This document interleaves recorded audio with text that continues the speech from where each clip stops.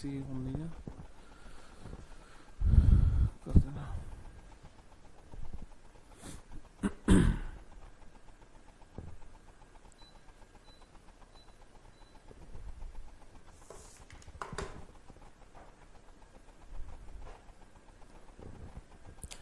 Hello hello, good evening good evening good evening, very good evening to all. Jitesh, Krishna, Vishal, Amar, Moni, Sejal, क्या हाल है भाई आप लोगों के? बढ़िया, फतकर, शानदार जानदार, एकदम झकास। Good evening good evening good evening, very good evening to all. कैसे हो भैया आप सभी? हाँ जी, तो भैया रीजनिंग में बहुत कुछ चीजें आप लोग पढ़ चुके हो। अब तो रीजनिंग आप लोगों की बस खत्म होने वाली है। ऑलमोस्ट सारी कुछ रीजनिंग, लगभग पूरी वर्बल रीजनिंग हमने पढ़ ली और नॉन वर्बल रीजनिंग भी हमने पूरी कंप्लीट कर ली है। फाइनली आज से हम जो शुरू करने जा रहे हैं, आपकी जो रीजनिंग बची है वो ये चेंज कर दिए, क्लास चेंज कर दिए लड़के ना, एक बार बोल देना लड़के को और बैठ जाओ, बाहर बैठ जाओ, कोई दिक्कत नहीं है।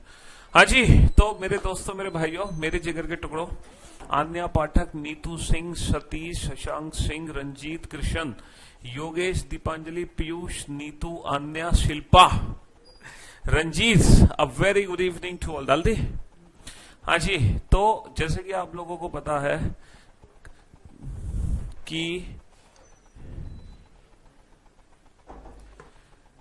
आपकी वर्बल रीजनिंग कंप्लीट हो चुकी है, नॉन वर्बल रीजनिंग कंप्लीट हो चुकी है और फाइनली हम पहुंच चुके हैं एनालिटिकल रीजनिंग पर। और अच्छा, वर्बल रीजनिंग में हो सकता है एक आध चैप्टर आप लोगों का बचा हो, वो कंप्लीट हो जाएगा, चिंता मत करो।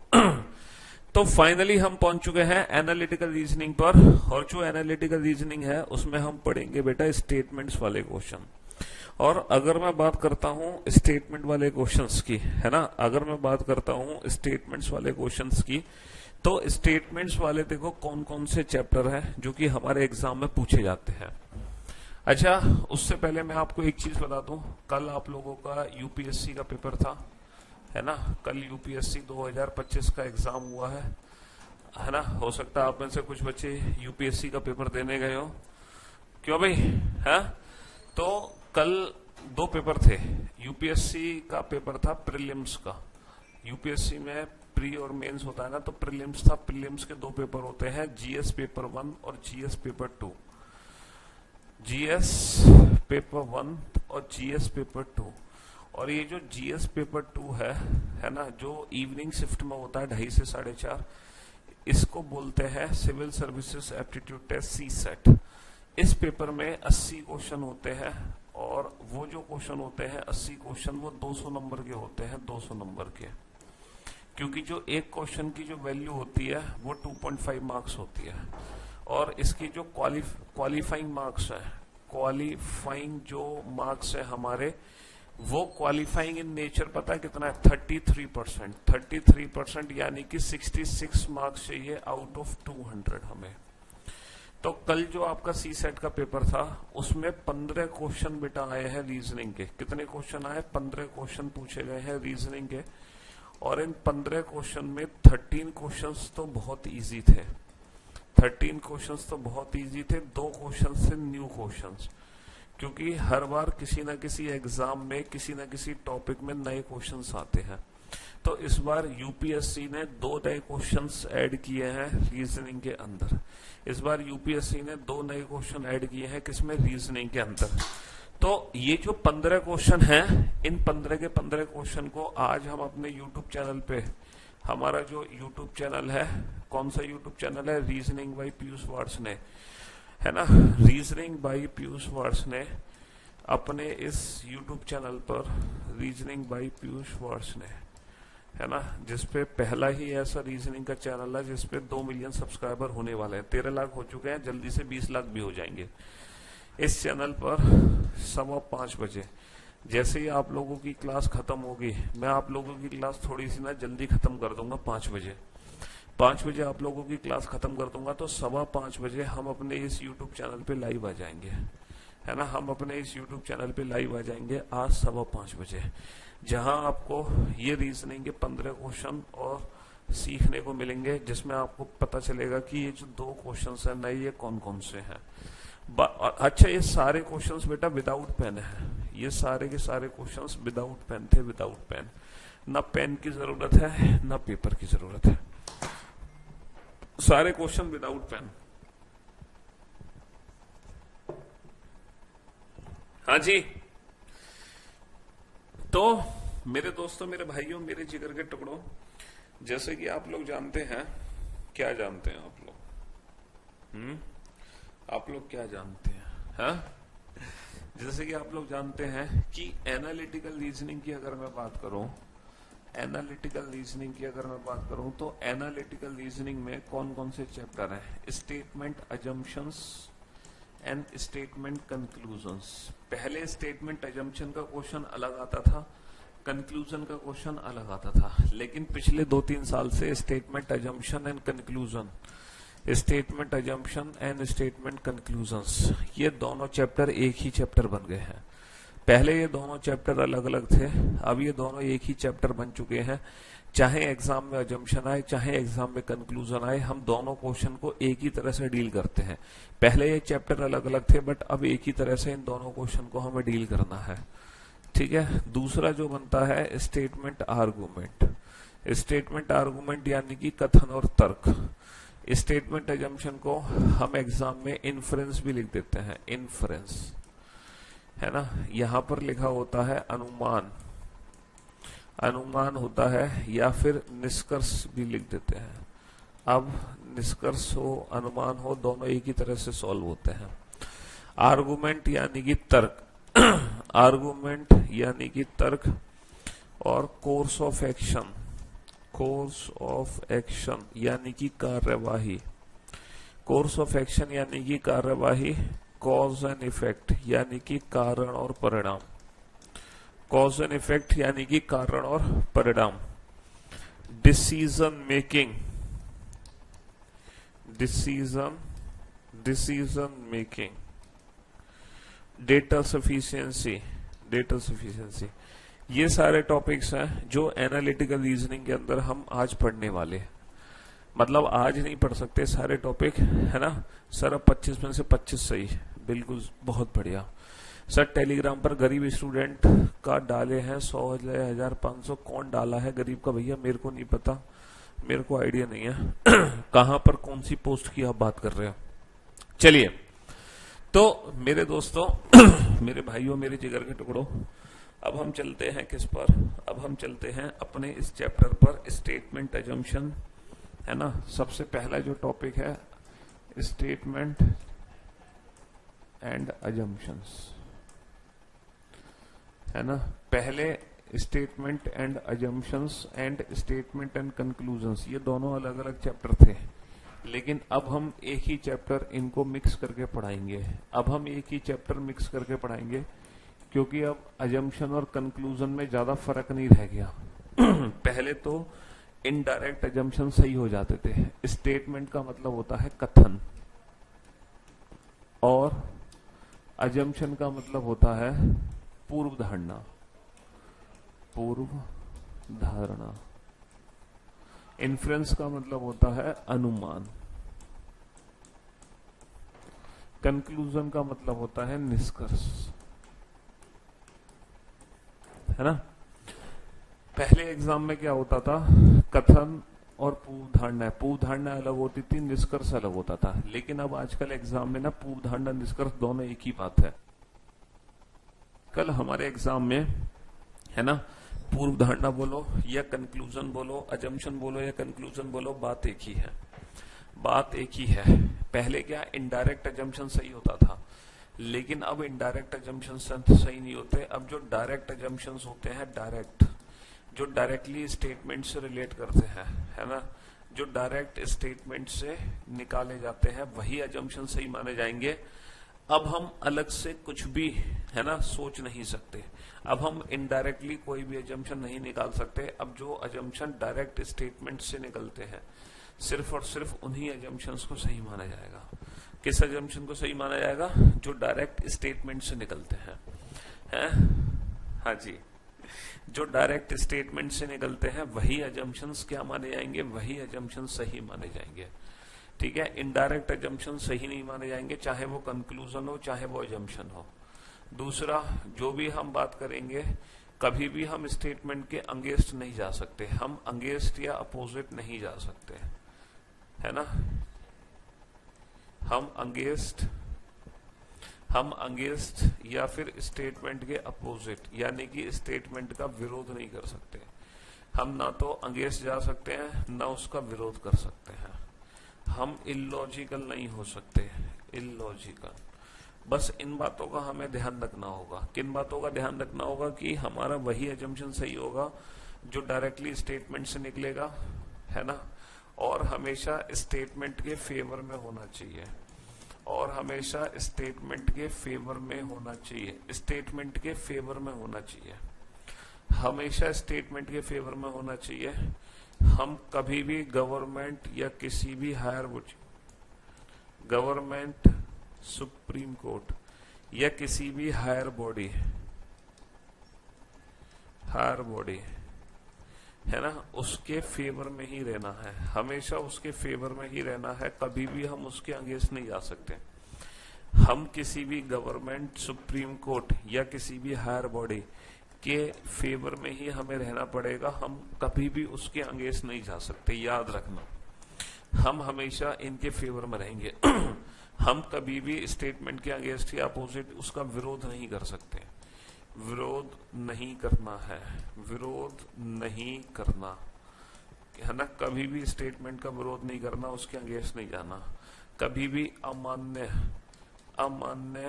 है ना, अमान्य कथन नहीं देना, है ना। हाइपोथेटिकल या काल्पनिक, इमेजिनरी, काल्पनिक, है ना, काल्पनिक जो होते हैं ना, हाँ, वो हमें नहीं देना। वॉइस अच्छी नहीं आ रही है, वॉइस में क्या हो गया, आवाज में क्या हो गया भाई, है, अब नहीं आ रही है। साउंड को लेके दिक्कत है, क्या दिक्कत है साउंड को लेके? साउंड तो ठीक आ रही है, आवाज कम है यार, आवाज तो बहुत बड़ी हुई है यहाँ से, ऑडियो तो काफी बड़ा रखी है हमने।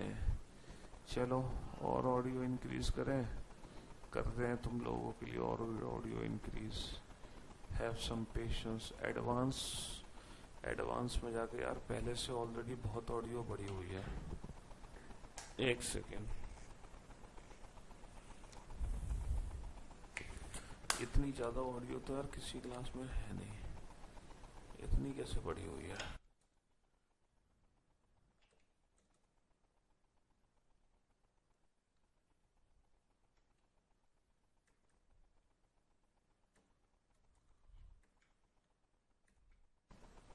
हाईएस्ट है मेरे ख्याल से।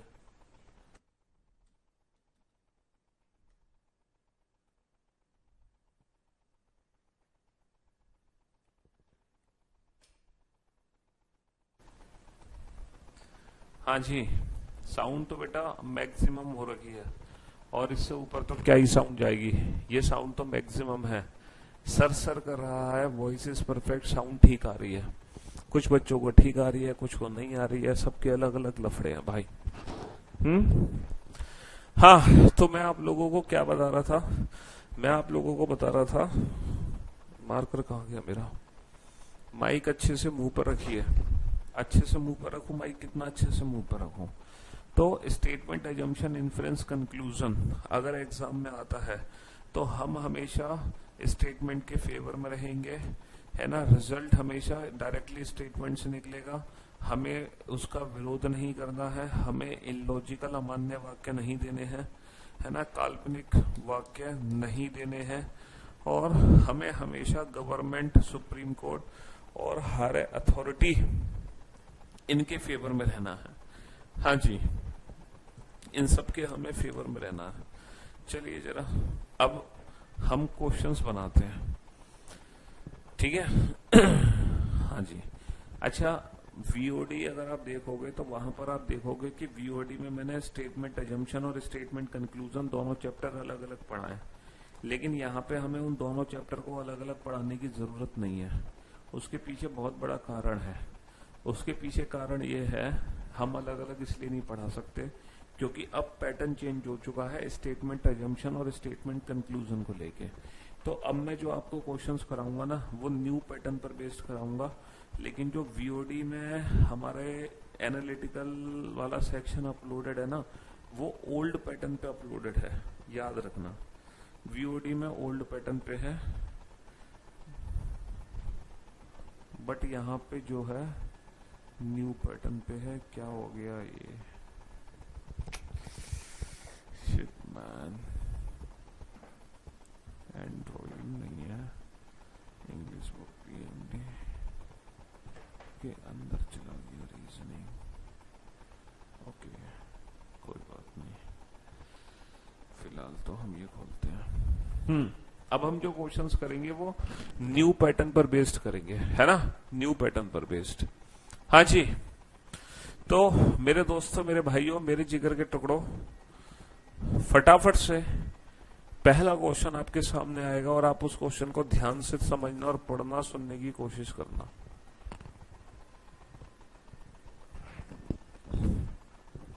साउंड बेटा एकदम सही है। एक बच्चे ने पहले ही आंसर दे दिया बेटा, एक बच्चे ने पहले ही आंसर दे दिया है, बिना क्वेश्चन देके उसने आंसर दे दिया। अबे यार, बिना क्वेश्चन देके तुम आंसर कैसे दे सकते हो, हैं कान्हा शर्मा? आप कमेंट्स क्यों नहीं पढ़ते हैं? वॉइस में क्या दिक्कत आ रही है? और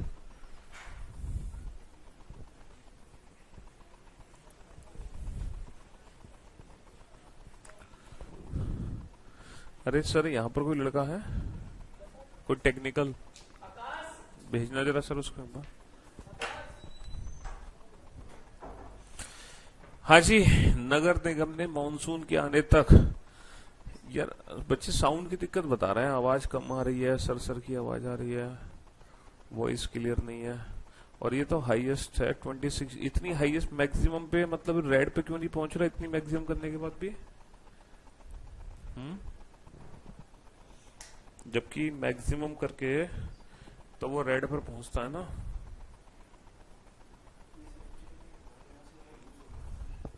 अच्छा, वॉल्यूम यहां से भी बढ़ती घटती है क्या? अरे ये तो कट रही है। नहीं, ये साउंड हम तो 15, 16, 10, 12 डीबी पे कराते हैं ऊपर क्लास। ये जो है, और अरे यार, ये तो केबल ही टूट रही है, देखो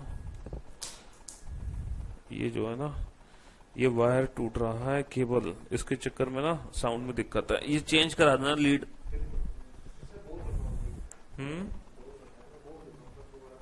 देखो ये लीड टूट रही है ना, तो उसकी वजह से इसमें ना दिक्कत आ रही है। चलो, हाँ जी बेटा, वो थोड़ी सी ना वायर में दिक्कत है ना, इस चक्कर में गड़बड़ हो गई थी आवाज, तो कोई बात नहीं। इसको ना मैं यहां लगा लेता हूं, पीछे लगा लेता हूं, ताकि ये मूवमेंट हो ना मेरी बार बार। हाँ जी, तो नगर निगम ने मानसून के आने तक शहर में जल आपूर्ति में 50% की कमी की घोषणा की है। नगर निगम ने क्या बोला, भैया जब तक बारिश नहीं आएगी ना, तब तक 50% पानी की कमी की कर दो। उन्होंने कहा, नगर निगम ने लोगों को 2 टाइम का पानी पहुंचाते थे, अब सिर्फ 1 टाइम का पानी पहुंचाओ, क्योंकि मानसून के आने तक 50% की कमी की घोषणा कर दी। नगर निगम भी क्या करें बेचारे, पानी की तो कमी है, बारिश आया नहीं, मानसून लेट हो गया, तो उन्होंने बोला जब तक मानसून नहीं आता तब तक लोगों को 50% पानी की कटौती रहेगी। पहला अजम्पशन है, पीपल में protest against the unilateral decision taken by the municipal corporation. लोग नगर निगम के एक पक्षीय निर्णय का विरोध करेंगे। मैंने आपको क्या बोला था कि देखो, ऑब्वियस सी बात है, अगर आप प्रैक्टिकली सोचोगे तो लोग तो विरोध करेंगे ही। अगर आप प्रैक्टिकली सोचोगे तो लोग तो विरोध करेंगे, लेकिन मैंने आपसे बोला है ना, मैंने आपसे क्या बोला, मैंने आपसे बोला है कि हम कभी भी गवर्नमेंट, सुप्रीम कोर्ट या किसी भी हायर अथॉरिटी के खिलाफ नहीं जा सकते। गवर्नमेंट ने, यानी कि सरकार ने अगर पानी काटा है तो सोच समझ के काटा होगा। तुम सरकारी नौकरी करने वाले हो और सरकार के खिलाफ चले जाओगे, तो सरकार के खिलाफ बेटा हम नहीं जा सकते हैं, समझ रहे हो? तो लोग प्रैक्टिकली विरोध तो करेंगे इस निर्णय का, लेकिन हम गवर्नमेंट के खिलाफ नहीं जा सकते हैं। हमें गवर्नमेंट के फेवर में रहना है, हमें उसके अगेंस्ट नहीं जाना। इसीलिए पहला जो अजम्पशन है वो गलत है। म्युनिसिपल कॉर्पोरेशन में reduce it's taxes from the residents, ये कह रहे हैं हो सकता है नगर निगम अपने कर को कम कर दे क्योंकि यह पर्याप्त जल उपलब्ध कराने में असफल रहा। वो कह रहे हैं कि वो अपने टैक्सेस को कम कर दे। अच्छा, नगर निगम अगर अपने टैक्सेस को कम करेगा तो नुकसान किसका होगा? नगर निगम का। तुम फिर सरकार का नुकसान कर रहे हो। तो सरकार का नुकसान तो हम किसी भी कीमत पे नहीं कर सकते, सरकार का नुकसान तो हम किसी भी कीमत पे नहीं कर सकते। तो neither first nor second implicit, ना तो पहला अंतर्निहित है और ना ही दूसरा, क्योंकि ना तो हम सरकार का विरोध करेंगे ना ही सरकार का नुकसान करेंगे। तो इसीलिए यहाँ पे दोनों अजम्पशन क्या हो गए? दोनों अजम्पशन गलत हो गए हमारे। बहुत बढ़िया। रेल पटरियों को पार करने की कोशिश कर रहे कई लोगों को रेलवे पुलिस ने पकड़ लिया और छोड़ने से पहले उन पे भारी जुर्माना लगाया। पहली पूर्व धारणा है people may refrain from crossing railway tracks in future. हो सकता है भविष्य में लोग रेल की पटरियां पार ना करें। बिल्कुल सही बात है भैया, तुम रेल की पटरी पार कर रहे थे, पुलिस वालों ने तुम्हें धर दबोचा और तुम पे जुर्माना लगाया। क्यों लगाया जुर्माना? यही तो, इसीलिए तो लगाया जुर्माना ताकि तुम नियर फ्यूचर में रेल की पटरियां पार ना करो। तो people may refrain from crossing the railway track in near future, people may continue crossing the railway track and pay heavy penalty. ये कह रहे हैं नहीं नहीं, ये कह रहे हैं कि नहीं नहीं, लोग क्या करेंगे? ये कह रहे हैं हो सकता है लोग पटरियां पार करते रहें और भारी जुर्माना भरते रहें। अब पीछे लगा लिया ना तो सही हो गई है। आगे से ना बार बार वो जो लीड का वायर टूट रहा है एक्चुअली,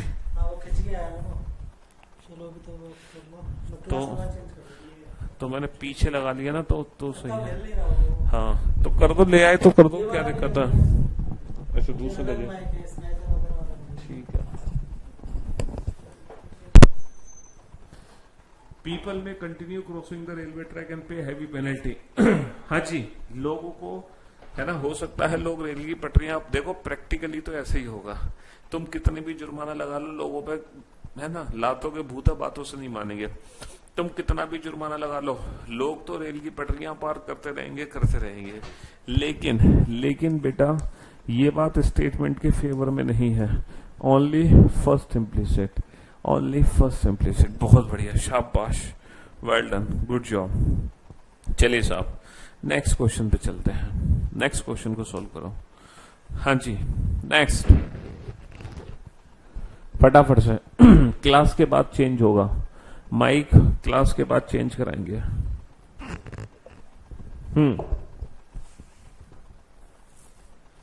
बनाओ फटाफट से इस क्वेश्चन को।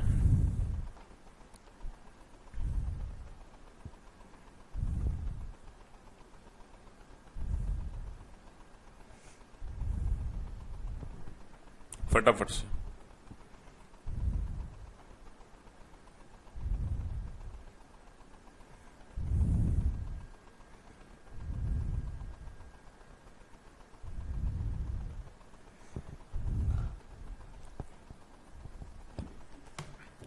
हाँ जी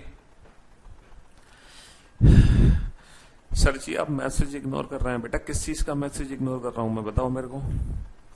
कर्मचारी संघ ने अपने सदस्यों को वार्षिक कार्यक्रम से दूर रहने के लिए कहा क्योंकि प्रबंधक ने उनकी कई मांगे पूरी नहीं की थी। The employ association urge its member to stay away from the annual function as many of their demand were not met by the management. देखो कर्मचारी संघ ने कहा भाई साहब, है ना, कंपनी ने हमारी मांगे तो पूरी नहीं करी है, तो हमारी मांगे पूरी नहीं करी है, इसलिए जो कंपनी का एनुअल फंक्शन है उसको कोई अटेंड ना करेगा।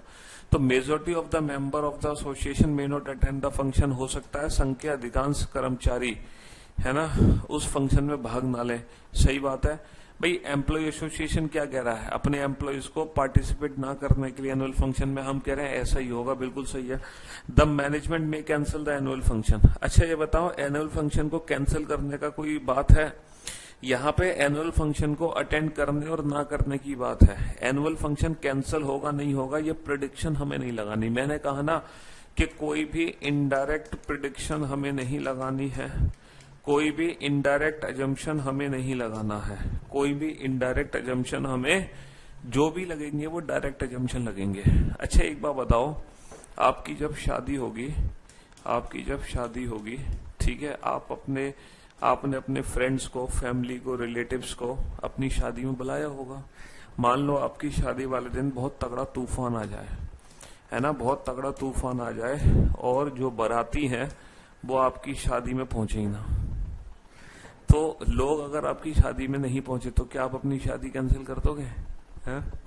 सर लोगों तो छोड़ो, पंडित भी नहीं आया तो भी ना कैंसिल करें हम तो फिर तो एनुअल फंक्शन तो बेटा सबके लिए होता है, सिर्फ कंपनी के एम्प्लॉय के लिए नहीं होता, बाकी कंपनीज भी आती हैं, उनके एम्प्लॉयज भी होते हैं, तो वो एक फंक्शन है, तो उसमें लोग आए नहीं आए उसमें एनुअल फंक्शन थोड़ी कैंसिल होगा।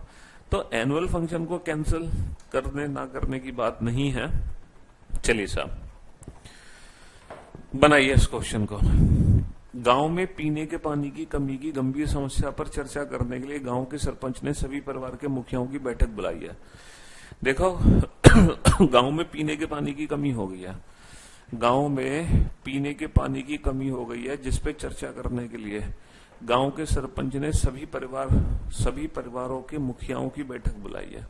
भाई पीने के पानी की कमी हो गई है, इस पर चर्चा करनी है। तो पहला जंक्शन है the sarpanch had earlier call such meeting to discuss various problem.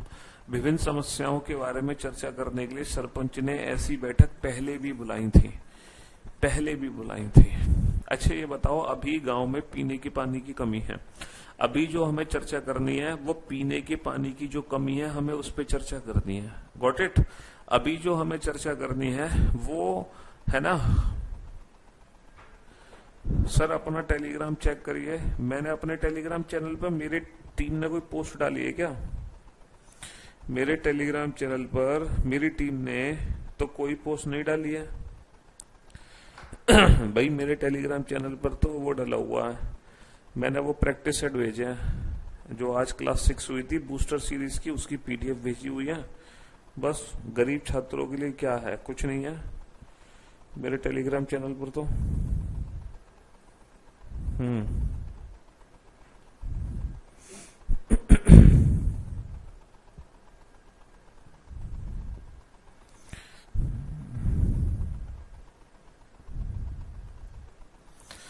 चलिए तो मेरे दोस्तों, मेरे भाइयों, मेरे जिगर के टुकड़ों, अब आप बोर्ड पर ध्यान देना पहले भी बुलाई थी तो बेटा पहले क्या हुआ क्या नहीं हुआ हमें उससे कोई लेना देना नहीं है, हम तो आज की बात करेंगे, हम तो बात करेंगे आज की, है ना। हम तो कहना शर्मा बताओ, most of the head of the family may attend the meeting called by the sarpanch. हो सकता है अधिकांश परिवारों के मुखिया सरपंच द्वारा बुलाई गई मीटिंग में भाग लें। सही बात है भाई, है ना, हो सकता है अधिकांश परिवारों के मुखिया पार्टिसिपेट करेंगे, सीधी सी बात है, उस मीटिंग में पार्टिसिपेट करेंगे। नेक्स्ट, चक्रवातीय तूफानों से सागर तटों के प्रभावित होने को मद्देनजर रखते हुए जिला प्रशासन ने तटवर्ती क्षेत्रों में बेतार संचार प्रणाली की स्थापना का निर्णय लिया है। यानी कि वायरलेस कम्युनिकेशन की बात हो रही है, कहां पर, है ना, कोस्टल एरियाज में। जो कोस्टल एरियाज हैं वहां पे वायरलेस कम्युनिकेशन लाया जाए। वायरलेस कम्युनिकेशन यानी कि बेतार संचार प्रणाली, है ना। अच्छा, कोस्टल एरिया में वायरलेस कम्युनिकेशन क्यों लाना चाहते हैं? क्योंकि जो कोस्टल एरिया है वहां पर आंधी तूफान सबसे ज्यादा आते हैं, और जब आंधी तूफान आएंगे तो जो वायर्ड कम्युनिकेशन होता है, वायर आए दिन भैया आंधी तूफान आएगा तो वायर तो टूटेंगे ना, लेकिन जब वायरलेस कम्युनिकेशन होता है तो बेटा जो वायर होते हैं वो टूटते नहीं है, चाहे कितनी भी भयंकर आंधी आए, कितना भी बड़ा तूफान आए। तो जो हमारे तार होते हैं वो कभी टूटते नहीं है वायरलेस कम्युनिकेशन, क्योंकि तार होते ही नहीं है तो टूटेगा क्या, इसीलिए वायरलेस कम्युनिकेशन की बात कर रहे हैं। तो पहला अजम्पशन है the telephone communication may be paralysed due to the cyclone storm. भैया सही बात है, जो टेलीफोन कम्युनिकेशन है वो साइक्लोन स्टॉर्म से पैरालाइज्ड होता है।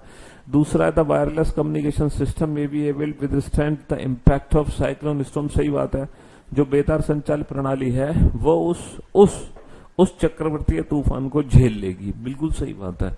तो both first and second implicit. भाई जो वायर कम्युनिकेशन है वो पैरालाइज होता है, इसी के चलते तो वायरलेस कम्युनिकेशन लाया गया। यही कारण था जिसका परिणाम ये है, ये कारण था ये परिणाम है। तो दोनों बातें यहाँ पे बिल्कुल सच है, दोनों बातें यहाँ पर हाँ जी बेटा, किस किस मैसेज के रिप्लाई दूं? कोशिश तो कर रहा हूं सारे मैसेज के रिप्लाई दूं, हैं जेपी यादव जी, हर मैसेज के तो हम रिप्लाई देने की पूर्णतः कोशिश कर रहे हैं।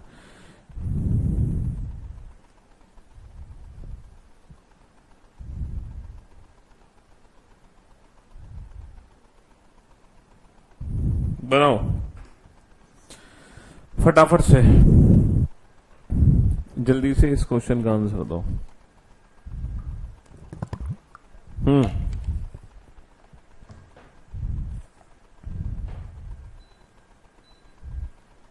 हाँ जी सर, हाल ही में ही स्टॉक एक्सचेंज मार्केट में आई जबरदस्त गिरावट की जांच के लिए भारत सरकार ने एक संयुक्त संसदीय समिति का गठन किया है। मतलब स्टॉक मार्केट में एक बहुत बड़ी गिरावट आई है, तो भारत है ना, तो भारत सरकार ने क्या किया है, एक कमेटी, एक समिति का गठन किया है, संयुक्त संसदीय समिति का। तो पहला पूर्व धारणा है, the members of the committee में possess the expertise to carry out the investigation। सही बात है बेटा, जो समिति के सदस्य हैं उनमें जांच करने की अपेक्षित विशेषज्ञता है। अगर उनमें जांच करने की विशेषज्ञता नहीं होगी तो फिर समिति का गठन क्यों ही होगा। इसके पूर्व समिति उन दस्तावेजों पर कब्जा करे, हो सकता है उक्त गिरावट के लिए जिम्मेदार लोग अपने सभी दस्तावेजों को नष्ट कर दे। अच्छा, ये जो दूसरा जम्पशन है, ये कथन के विरोध में ना, ये कथन का विरोध करता है। हमने कमेटी बनाई है उनको चोरों को पकड़ने के लिए, और ये जो अजम्पशन है ये चोरों का साथ दे रहा है ना, ये अजम्पशन चोरों का साथ दे रहा है, तो हम चोरों का साथ नहीं दे सकते, है ना। हम चोरों का साथ नहीं दे सकते। मार्ग एक्स में अधिक संख्या में गड्ढे होने के कारण निर्धारित समय पे हवाई पहुंचना मुश्किल है। देखो, एक मार्ग एक्स है और इस मार्ग एक्स में बहुत सारे गड्ढे हैं। इन गड्ढों की वजह से एयरपोर्ट पहुंचने में बड़ी दिक्कत हो रही है बेटा। एयरपोर्ट पहुंचने में बहुत दिक्कत हो रही है ना। अब दिक्कत क्या है, समस्या तो बहुत बड़ी है, एयरपोर्ट पहुंचना है, लेकिन इस मार्ग एक्स में बहुत गड्ढे हैं। Reaching airport in time may not be always necessary. ये कह रहे हैं निर्धारित समय पे हवाई अड्डा पहुंचना जरूरी नहीं है। वाह भाई वाह, है, निर्धारित समय पर हवाई अड्डा पहुंचना जरूरी नहीं है। वाह क्या बात है?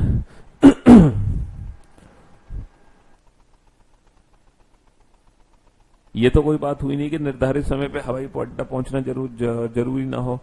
There is no other convenient road to the airport. हो सकता है हवाई अड्डे तक और कोई दूसरा आसान सुविधाजनक मार्ग ना हो। अच्छा, ये बताओ, हवाई अड्डे तक और दूसरा कोई आसान सुविधाजनक मार्ग नहीं है। मान लो हवाई अड्डे तक कोई और आसान सुविधाजनक मार्ग होता। कोई आसान और सुविधाजनक मार्ग होता, अगर हवाई अड्डे पहुंचने का कोई आसान और सुविधाजनक मार्ग होता, समझ रहे हो, तो हवाई अड्डा पहुंचना मुश्किल क्यों होता। अगर कोई और आसान और सुविधाजनक मार्ग होता तो हवाई अड्डा पहुंचना मुश्किल क्यों होता। हवाई अड्डा पहुंचना इसलिए मुश्किल है कि जो हवाई अड्डे पहुंचने के लिए जो मार्ग है, बेटा, जो हवाई अड्डे पहुंचने के लिए मार्ग है उसमें काफी सारे गड्ढे हैं, है ना। इसीलिए हवाई अड्डा मुश्किल हो गया है समय पर पहुंचना। अगर कोई और आसान सुविधाजनक मार्ग होता तो भैया हवाई अड्डा पहुंचना मुश्किल नहीं होता, आसान होता, क्योंकि हम ये वाला पथ नहीं, हम ये वाला मार्ग फॉलो कर लेते, है ना। उसमें क्या दिक्कत है, लेकिन कोई और मार्ग नहीं है, इसीलिए तो हवाई अड्डा पहुंचना मुश्किल हो रहा है।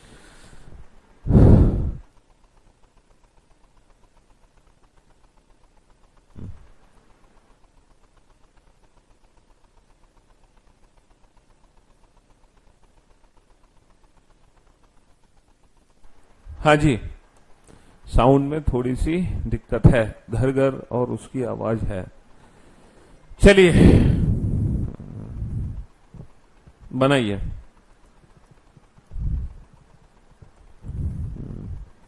यदि नियोक्ता आपको भविष्य निधि के अंशदान का भुगतान नहीं करता है तब आप न्यायालय क्यों नहीं जाते? ये कह रहे हैं why don't you go to the court if the employee doesn't pay you the provident fund. ये कह रहे हैं अगर तुम्हें कंपनी पीएफ नहीं देती है, देखो हर कंपनी की जिम्मेदारी होती है कि अपने एम्प्लॉयज को पीएफ देना।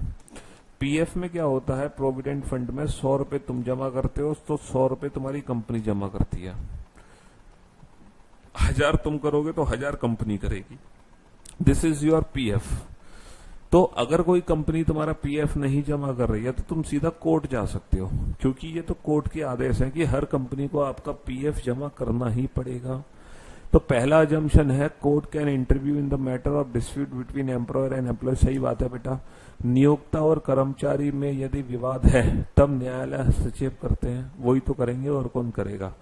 अच्छा, नियोक्ता के लिए कर्मचारियों को भविष्य निधि के अंशदान का भुगतान करना अनिवार्य है। सही बात है भाई, उनको नियोक्ता के लिए मतलब it is necessary for the employer to pay the provident fund. Necessary है, बिल्कुल है ना, contribution to the employee necessary है, तभी तो कह रहे हैं कि अगर आपको नहीं मिलता तो आप सीधा कोर्ट जा सकते हो, वो नेसेसरी है।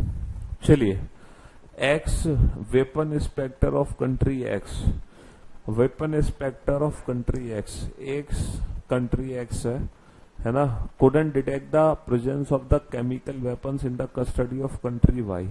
एक कंट्री वाई है, यहां से इंस्पेक्टर निकले कंट्री वाई में गए और वो केमिकल वेपन्स का पता लगाने गए थे, बट वो केमिकल वेपन्स का पता नहीं लगा पाए। ये जो इंस्पेक्टर्स हैं ये कंट्री वाई तो गए थे लेकिन ये केमिकल वेपन्स का पता नहीं लगा पाए। हालांकि इनको पता लगा लेना चाहिए था, लेकिन ये बहुत ही तेज है, ये कंट्री बहुत तेज है ना, और ये इतनी तेज है कि इसने अपने केमिकल वेपन्स का पता ही नहीं लगने दिया। तो पहला अजम्पशन क्या है ये बता। पहला अजम्पशन है यहां पर country X allowed the weapon inspector of country Y to inspect weapons. ये कहना चाह रहे हैं कि कंट्री एक्स के इंस्पेक्टर कहते कंट्री वाई में पता नहीं लगा पाए, तो अब क्या करेगी कंट्री एक्स जो है, कंट्री वाई के जो इंस्पेक्टर है ना उनको अलाउ करेगी कि तुम आ जाओ हमारे यहाँ। वो कह रहे हैं कि कंट्री वाई के वेपन इंस्पेक्टर को अलाउ करेगी कि तुम आके हमारे पता लगाओ, हम तुम्हारे जाके तुम्हारे नहीं पता लगा पाए, लेकिन अब तुम हमारे यहाँ आ जाओ और हमारे पता लगा के दिखाओ। मतलब तुम नहीं कर पाए तो तुम, ये क्या बात हुई, ये तो कोई बात नहीं हुई, गलत। Presence of chemical weapons can not be detected, ये कह रहे हैं presence of chemical weapon can not be detected. Chemical weapon की जो प्रेजेंस है वो डिटेक्ट नहीं हो सकती, ये भी गलत है। अगर प्रेजेंस उनकी डिटेक्ट नहीं हो सकती थी, अगर केमिकल वेपन्स की प्रेजेंस डिटेक्ट नहीं हो सकती थी, है ना, तो फिर वो जाते ही क्यों, वेपन इंस्पेक्टर बनाए क्यों जाते? भाई वेपन इंस्पेक्टर इसलिए तो बनाए गए क्योंकि केमिकल वेपन की प्रेजेंस डिटेक्ट हो जाती है, इसीलिए वो बनाए गए हैं वेपन इंस्पेक्टर, वरना बनते क्यों वो।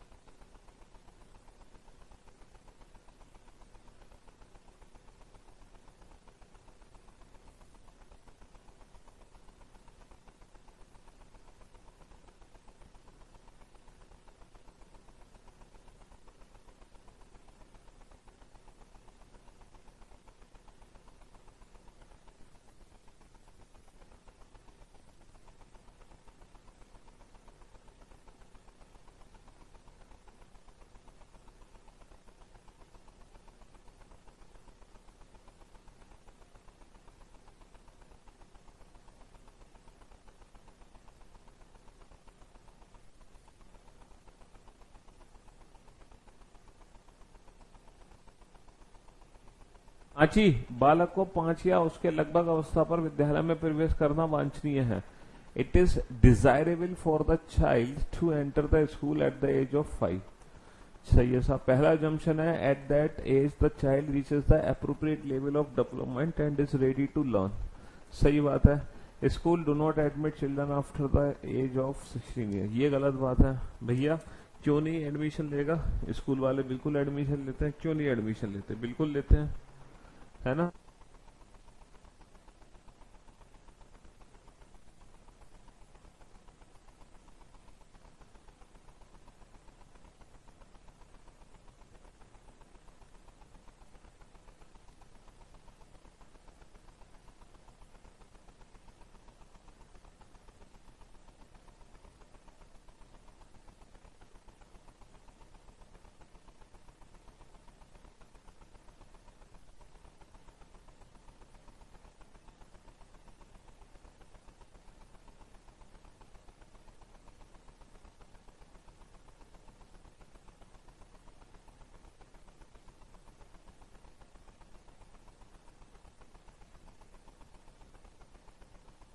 चलिए साहब, अगर मैं इस क्वेश्चन की बात करूं, many students have got into the habit of playing mobile game and that is why they perform poorly.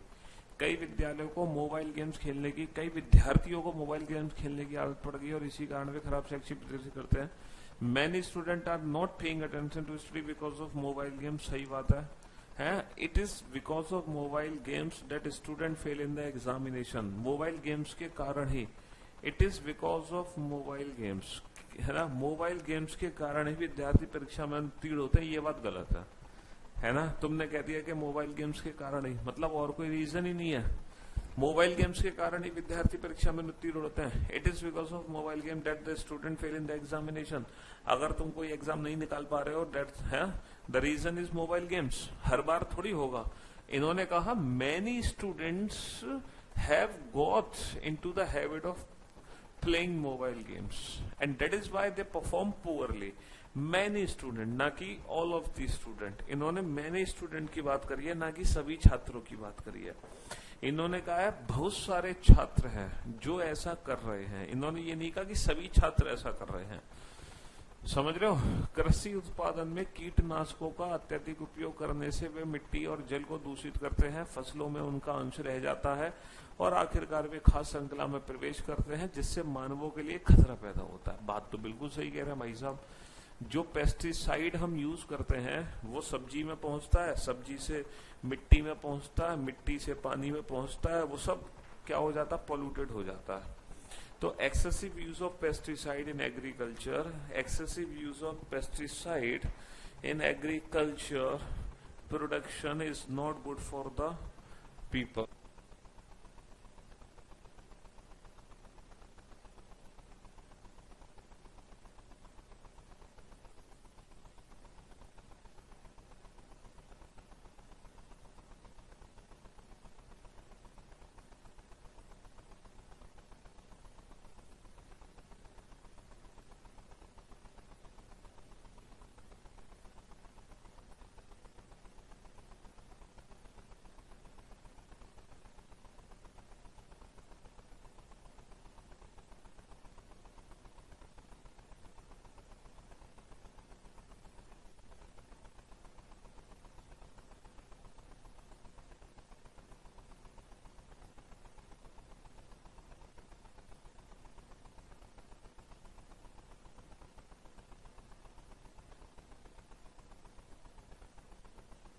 हाँ जी, बिल्कुल सही बात है बेटा।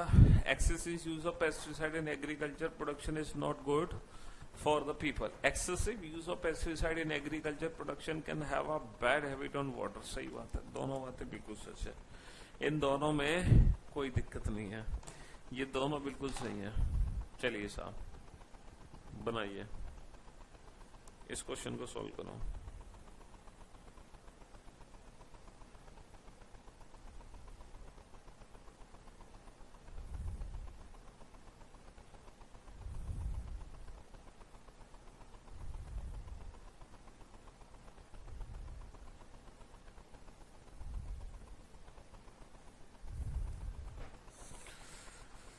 बनाओ नेक्स्ट क्वेश्चन को।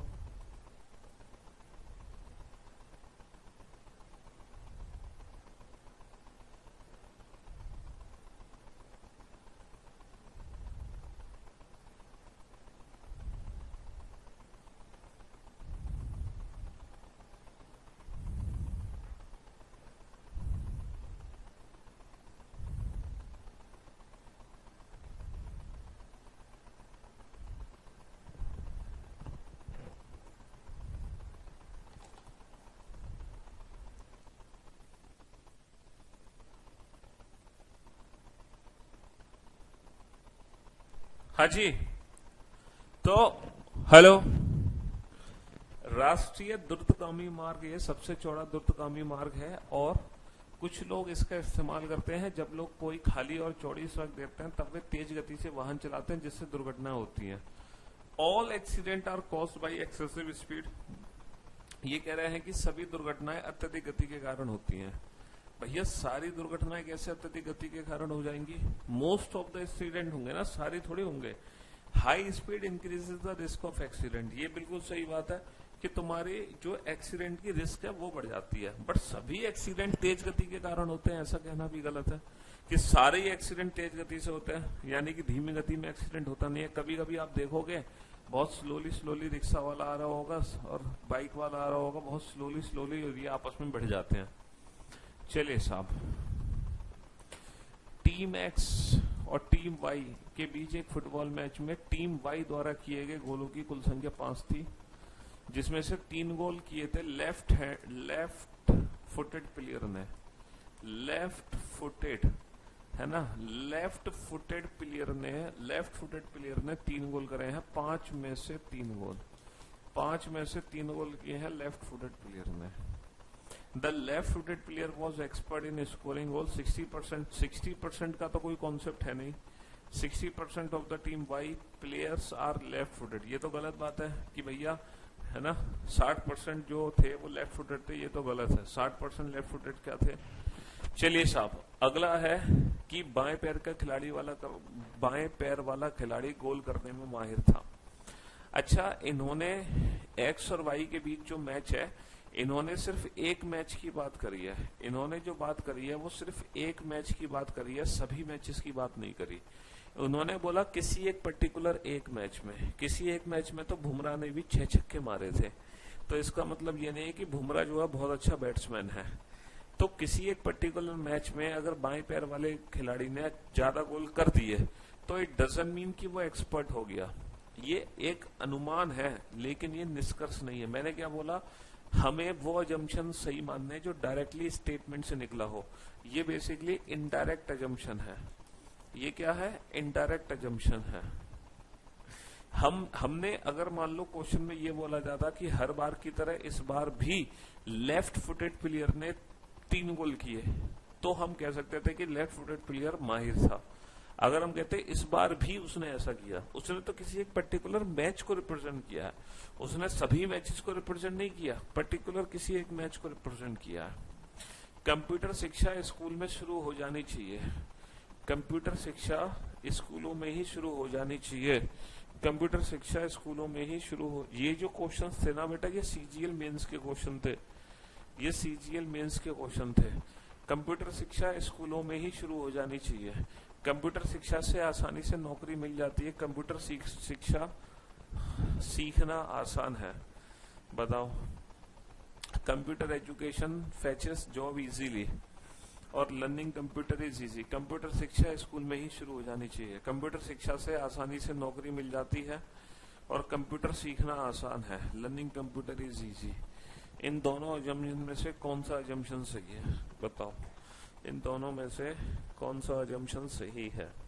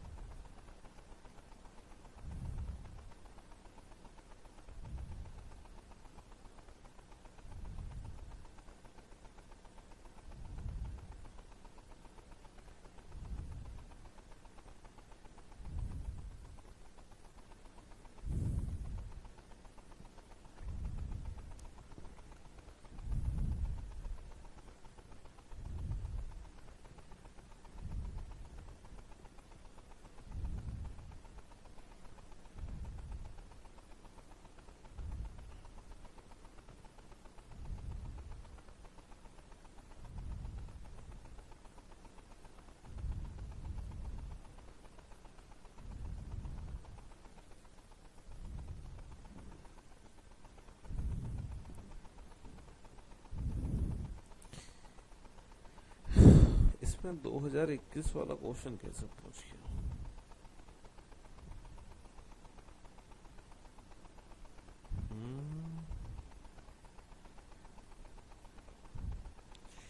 जबकि 2022 वाला भी पूछना चाहिए था। NTPC CBT 2।